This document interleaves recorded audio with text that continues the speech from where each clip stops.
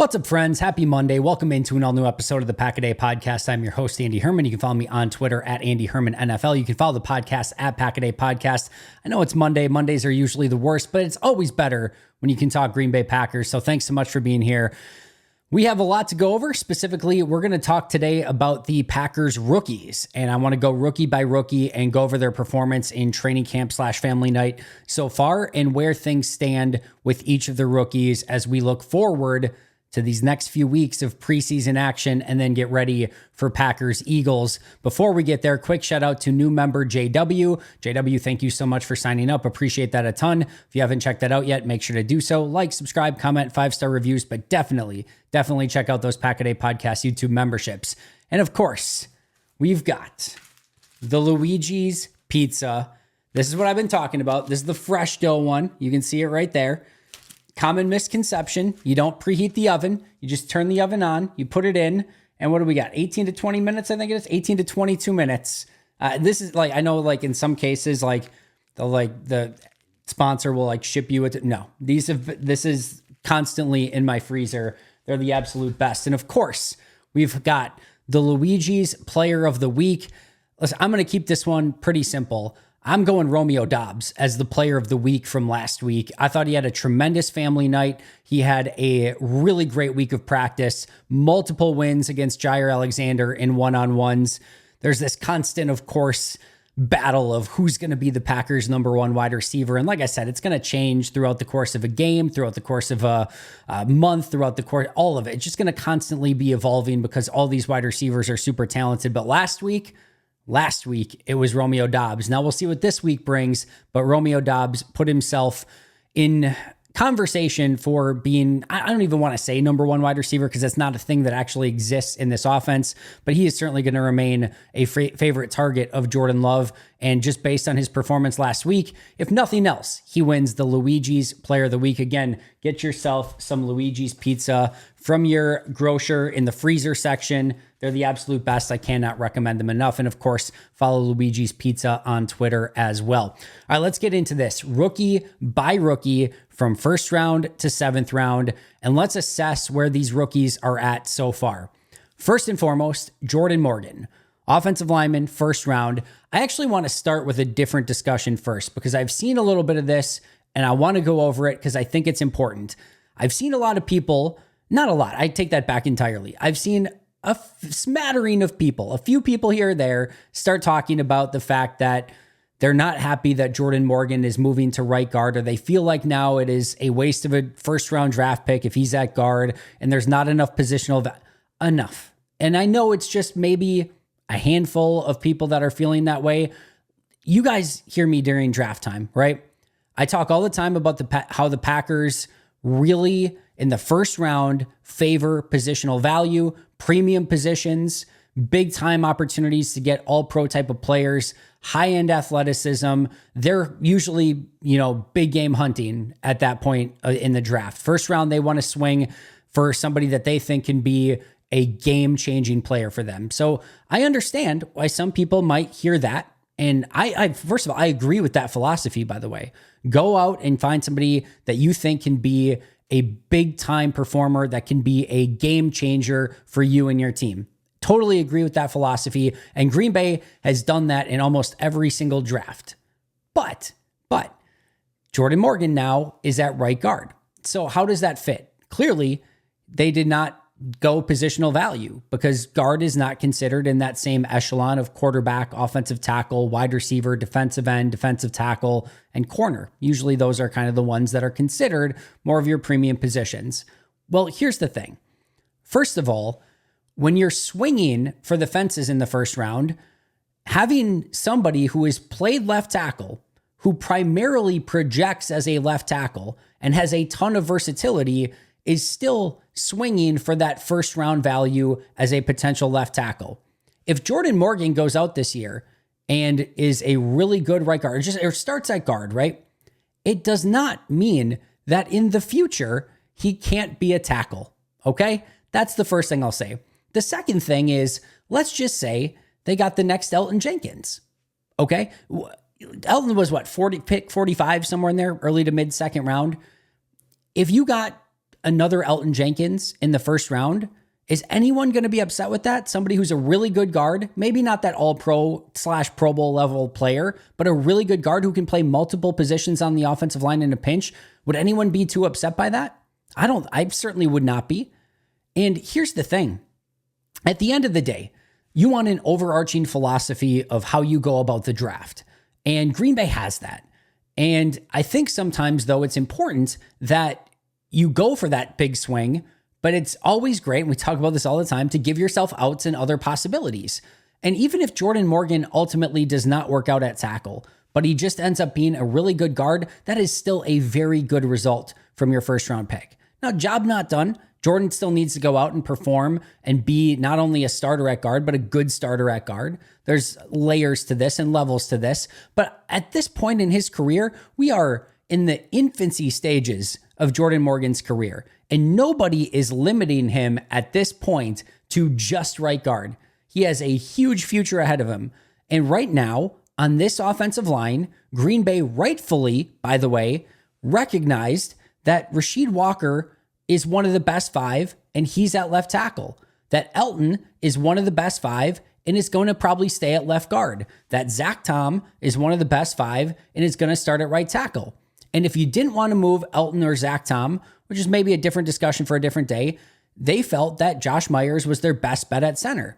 That one we can maybe talk about a little bit more, but I understand Josh being in the starting five. I don't have a huge issue with it when it comes down to Josh, Morgan, and Sean Ryan as sort of those final 3 for 2 spots. I understand wanting to stick with a consistent center. And that's also, by the way, very important for Jordan Love as well, to have somebody at center that he's worked with, that he can trust, that knows the checks, that knows the audibles, that knows all the blitz pickups, everything. That's an important piece. So I understand Josh being part of the best five. And that left right guard as the clear and obvious opportunity to go out and compete, to have an opportunity to start from day one. And that's what he's doing. And now we'll get into the fact that he's winning that battle right now with Sean Ryan. So much so that I would be pretty surprised if Jordan Morgan does not win the starting right guard spot. And that's a great start to his career. Now he has to go out and perform. He can't just be a bad right guard. That doesn't necessarily, just because he's starting great, doesn't give you any, points. Royce Newman started his first year. That didn't necessarily mean that there was a logical progression there, but that's a great start overall. If he's the starting right guard and proves that he's capable of doing it. And I think he will. Justice Mosqueda posted a bunch of snaps over on Acme Packing Company from Family Night. And the very first thing that I did was I went through and I watched every Jordan Morgan snap. It was a good performance from Jordan Morgan. And I actually tweeted it out during the practice as well, that he was having a really nice practice. The TV copy tape of the 20-some snaps that Justice was able to get, I thought backed that up as well. And if you remember, right, I thought coming out of college, there were some things that he was definitely going to need to clean up. And I did wonder if he was ultimately going to be a better guard. OTA and minicamp, rookie minicamp, was not looking so great. He looked out of sorts. He did not look comfortable. And of course, they were playing him left tackle, left guard, right tackle. He was all over the place. And I think Green Bay really made the correct decision to say, we need to settle this guy in somewhere. Right guard's the open opportunity to compete with Sean Ryan. Let's put him at right guard. Let's let him compete and let's see what he can do. So much so that when there is moving around, it's Sean Ryan that's moving around to left guard or center, and Jordan who is staying at right guard. And so far, it has been paying off in a significant way. The progress that he has made from OTAs and mini camps until training camp and family night the other night, where he looked darn good as a starter at right guard, has been significant. And that's all you want at this point of a rookie's career. And I'll say it one more time. This is the infancy stage of a pro player. There is so much more to go. He has so much more to learn. And as I mentioned the other day, actually, I'm going to bring this back up in case somebody didn't listen to the Family Night episode, which if you didn't, go listen to it because there's a lot of great stuff in that. But Zach Cruz tweeted this, that Larry McCarron said about, just kind of Larry McCarron going over Jordan Morgan from Family Night. This was Zach's tweet. Larry McCarron is very high on first round pick. Jordan Morgan said he'll dominate people once he gets the technique down, but he's still getting it done in 11 on 11 and one-on-ones because he's so good and athletic. Doesn't look the part of a rookie. A lot of God-given ability. listen, if anyone knows the trenches, it's Rock, right? Like he knows it in and out. He watches it extremely close. And like I said, I went back and watched that film not the film. Unfortunately, I don't have all 22 of practice and family night, but watched that TV copy that Justice posted. And I thought he, again, had a really nice performance. I am right now very pleased with where Jordan is at. I'm excited about what I think he can bring to the table in year one. And this is a very important development, by the way, because let's just say Jordan was not ready, right? You've got Rashid, you've got Elton, you've got Josh Myers, Sean Ryan. Not exactly sure if I feel comfortable with that at right guard, but even if it's okay, right? Even if it's a Royce Newman in 2020 or John Runyon Jr. the last couple of years, maybe it can be okay. And then at right tackle, you got Zach Tom. You feel probably pretty decent about that O-line overall. But if Jordan Morgan's not ready, the depth immediately becomes a massive issue.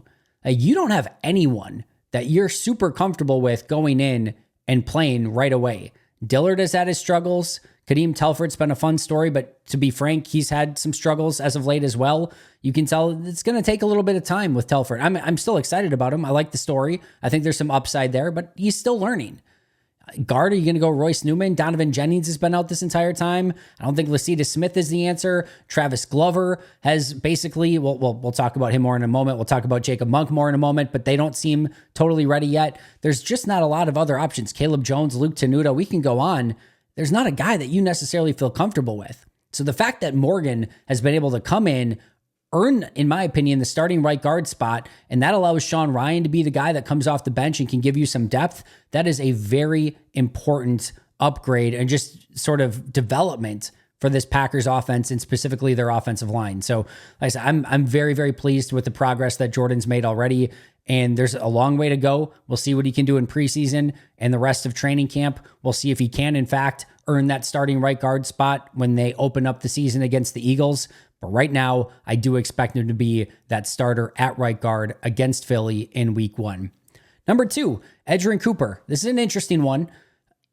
A lot of high hopes for Edgerrin Cooper. Justice and I talked about him the other day, basically saying, and Justice brought up a great point, these linebacker transitions from being just a super athlete in college to having very specific roles and responsibilities in the NFL is a tough transition.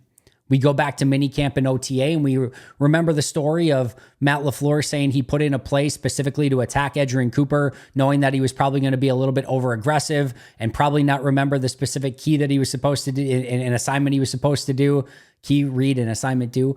But he ran the play, and Edgerrin Cooper had it covered to perfection, or did exactly what he was supposed to do.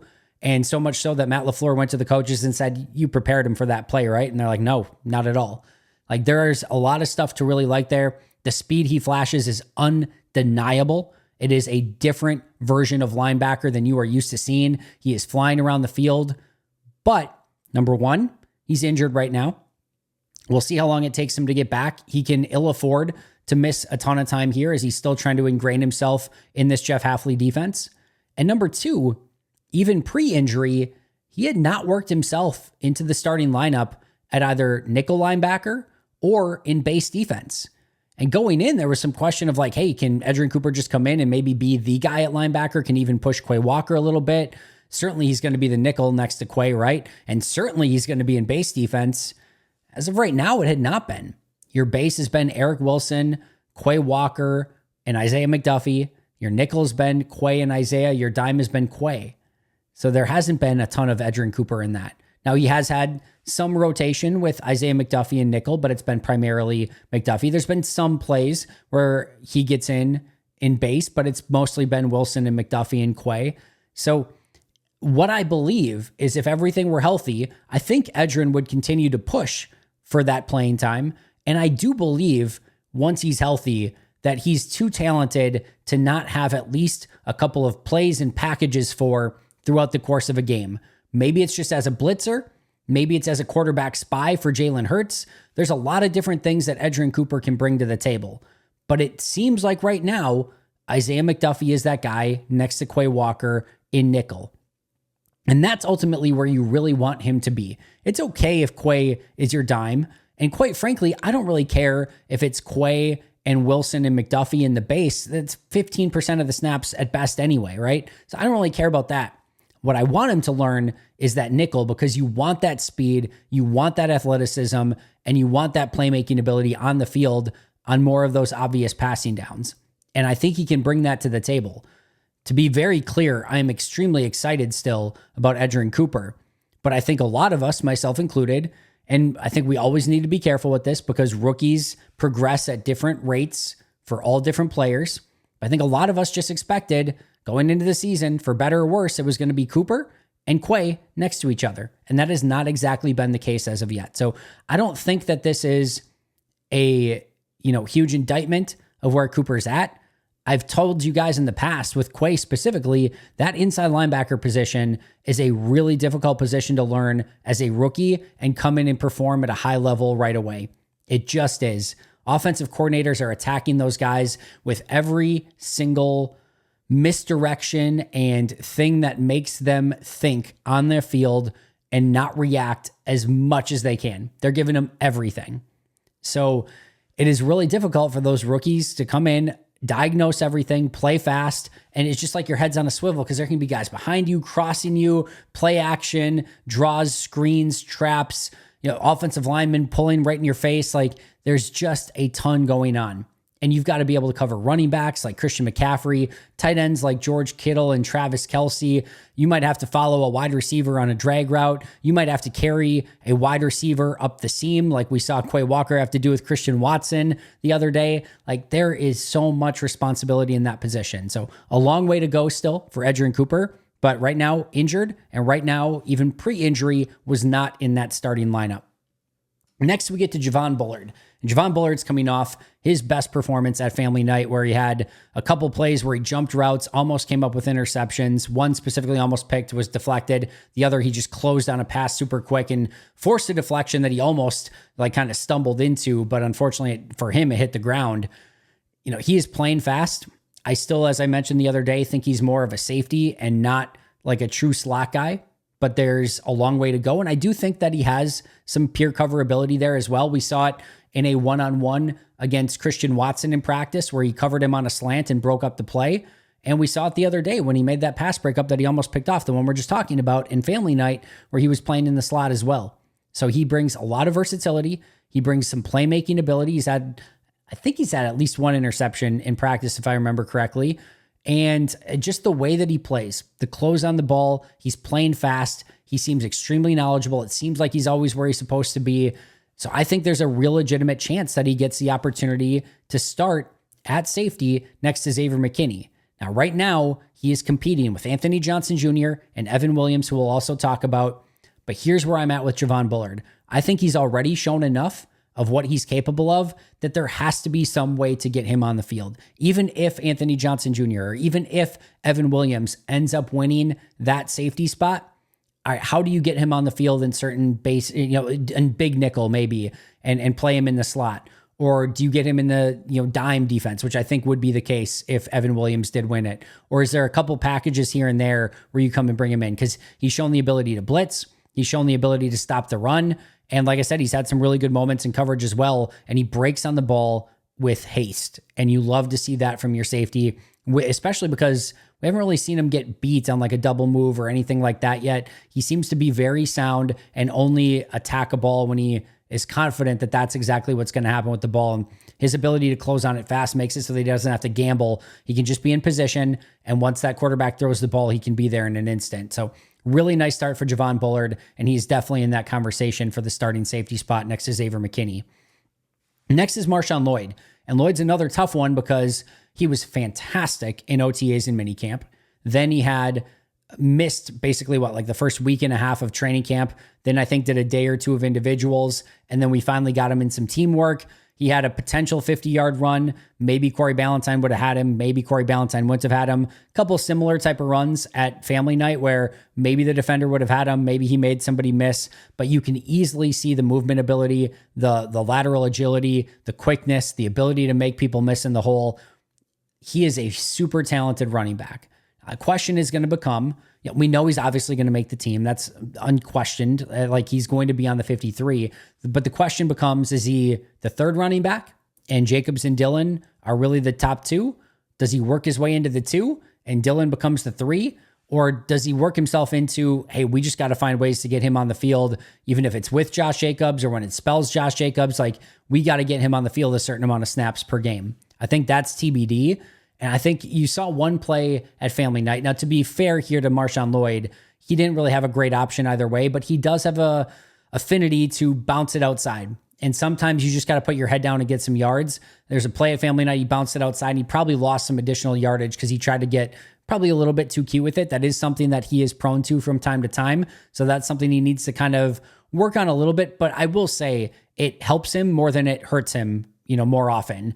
And the other thing I'll say is we know those two issues from college, right? The fumbling, he's been pretty good taking care of the football. There was one missed exchange. I don't count that as like somebody punched the ball out or fumble or anything like that. And to be fair, on the missed exchange, he still gathered it in.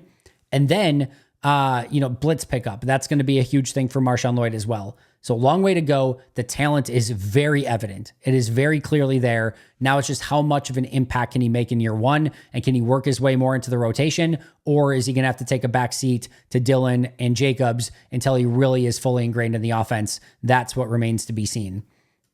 Next is Tyron Hopper. Hopper's a very interesting one. And you guys probably remember Justice said it the other day that he wasn't a huge Hopper guy coming out of the draft. I wasn't a huge Hopper guy coming out of the draft. There's still things. You go and watch Tyron Hopper in college. There's a lot to like, and you can go back and listen to the deep dive episode. And everyone wants to hone in on the tackling issues, which were real in college. But there was a lot of other things to really like about him. And he's a physical attacking player. He's got good speed. He's a downhill player. He's a really good blitzer. There's lots to like.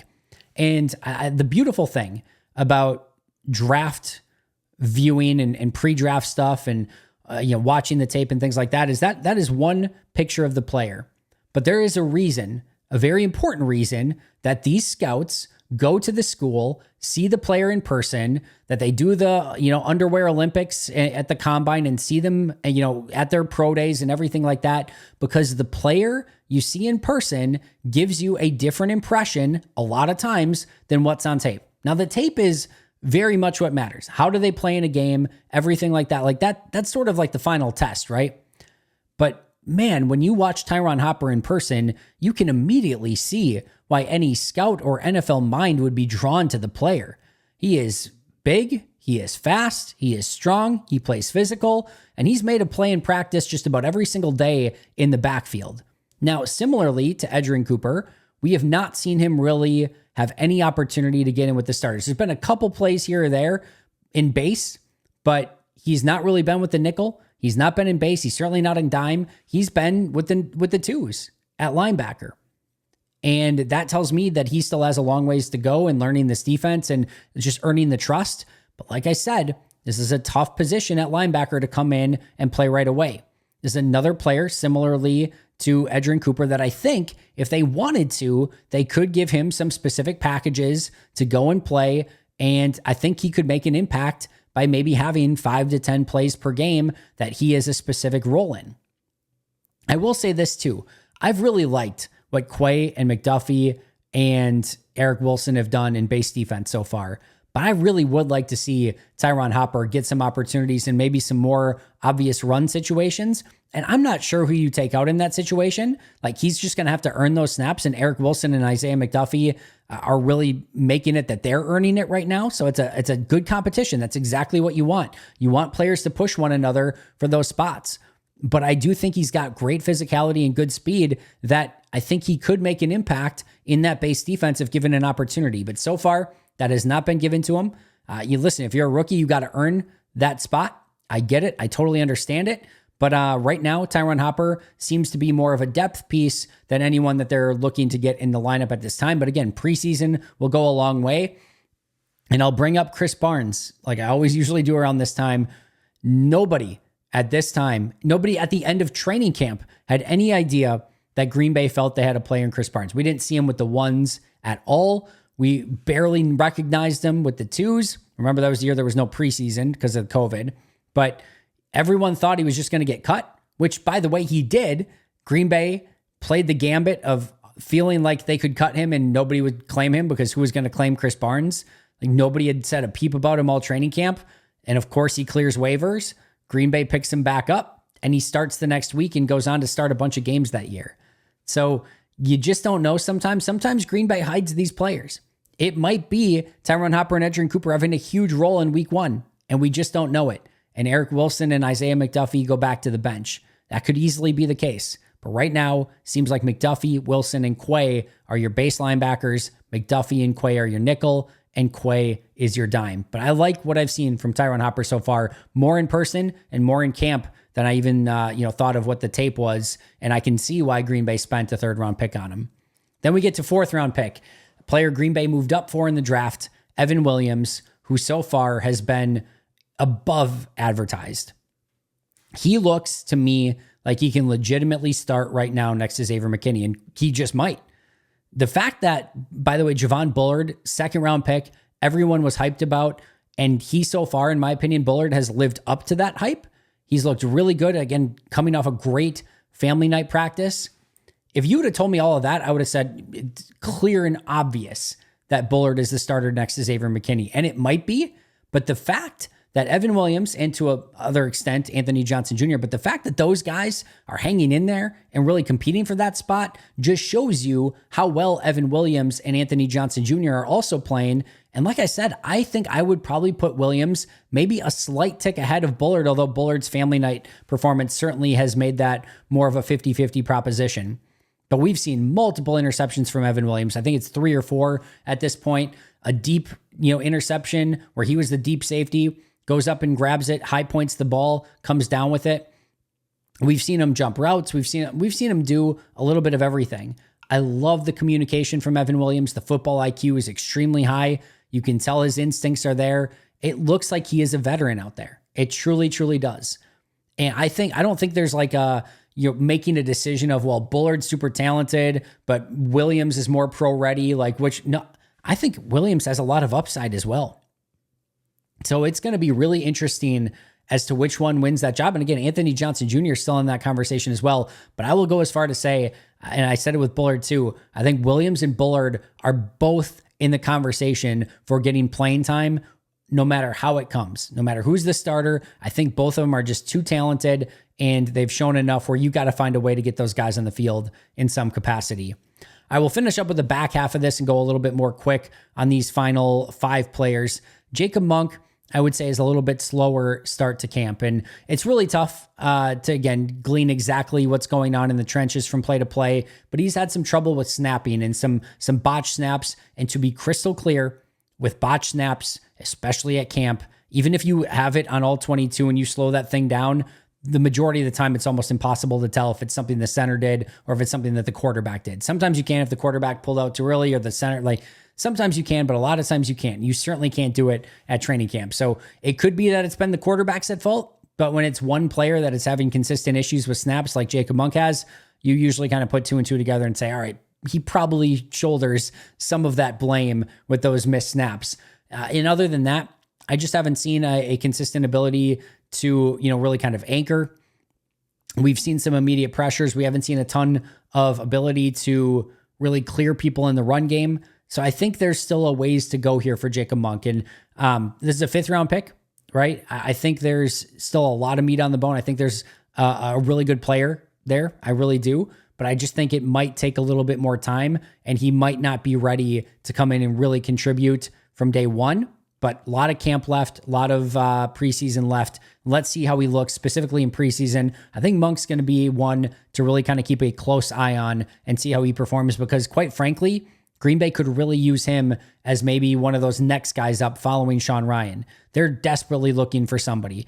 They know their top 6. Who's that 7th? Right now, that is totally up for grabs, and I don't know who it would be if this season were to start today. And Jacob Monk has every right to be in that conversation if he can start taking some steps in a positive direction.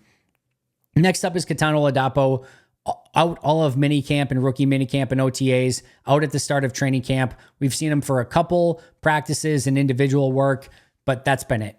So we are giving Katan an incomplete at this point, and these next few weeks will be super important for him to try to catch up and show what he's capable of. He might have to end up being a special teams guy to begin with, and he's probably just maybe too far behind the Evan Williams, Javon Bullard, Anthony Johnson, Jr. trio. But I am excited to see what he can do, and hopefully he can get into team drills sooner rather than later.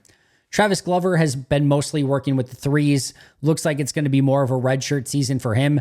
Man, does he look the part. Big, strong, physical, decent mover for his size. But again, he's got a long ways to go. And right now he is only with the number threes. And it seems like Caleb Jones, Kadeem Telfort, Andre Dillard are all getting opportunities ahead of him. And like I said, it seems like he's probably going to have to maybe have a redshirt season. Same for probably Michael Pratt. And Michael Pratt's made some really impressive throws.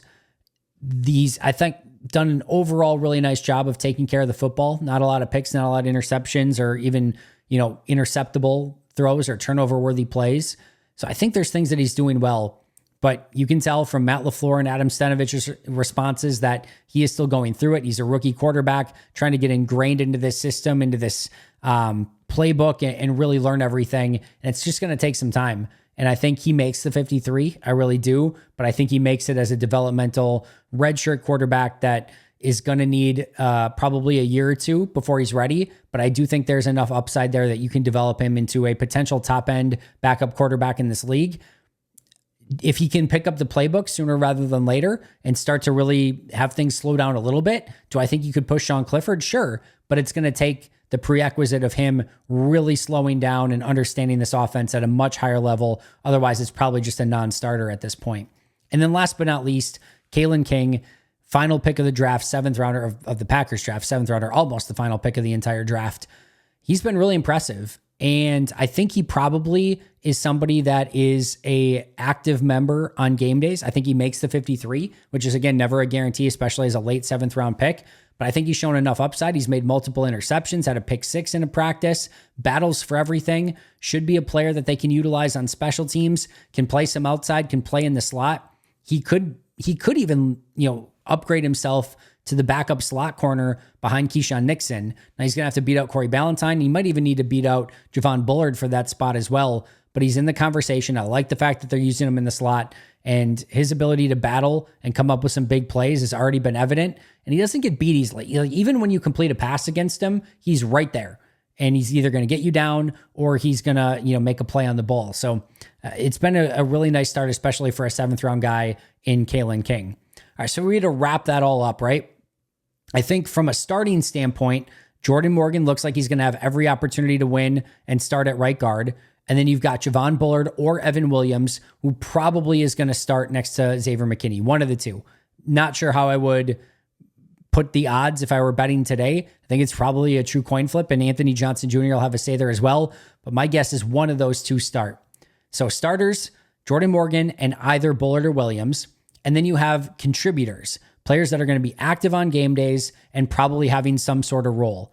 I believe the other one, meaning whoever does not start between Javon Bullard and Evan Williams, will potentially still have a role on defense and get a smattering of plays to make an impact in the game.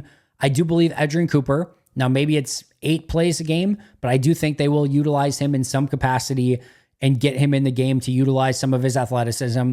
And I think MarShawn Lloyd is in that category as well, where I do believe his playmaking will get him on the field and get him a certain amount of touches and snaps per game. So contributors, either Bullard or Williams, whoever doesn't earn the starting role, Edgerrin Cooper and MarShawn Lloyd. Solid depth pieces, I think both Tyron Hopper and Kalen King are projecting as players that make the 53, are likely active on game days, probably on special teams, but also give you good depth at both linebacker and corner respectively. Redshirt seasons, Jacob Monk, Travis Glover, and Michael Pratt, I think, are leaning more towards 3 players who are probably going to be on the 53, or at least earn their, hopefully earn their way onto the 53. But if they do, probably more of a redshirt season. If anyone can move up from that list, it's probably Jacob Monk. But for right now, I would say those 3 are more towards redshirt seasons. And then incomplete, unknown, unsure is Ketan Oladapo so far due to the injury. So just to recap it one more time.